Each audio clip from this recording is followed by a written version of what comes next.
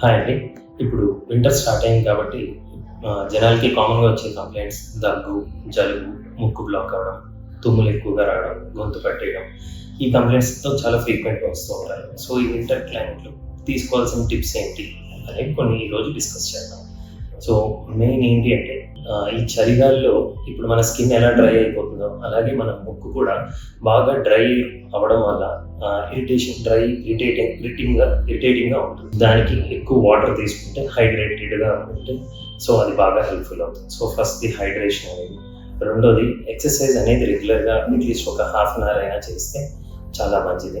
ఆ తర్వాత మూడోది ఏంటి అంటే నేజల్ హైజీన్ అని అంటారు. అంటే బయట దొరికే నార్మల్ సెలైన్ యూజ్ చేసే నేజల్ స్ప్రేలు కానీ అవి యూజ్ చేస్తే కొంచెం మాయిశ్చర్ ఉండి ముక్కుకి అది నోస్ బ్లాక్ అవ్వకుండా చాలా హెల్ప్ఫుల్గా ఉంటుంది. అలాగే ఎలర్జెన్స్, ఇప్పుడు ఎలర్జిక్గా ఉండే వాడికి ఈ ఎలర్జెన్స్ని అవాయిడ్ చేస్తే కొంచెం మంచిది.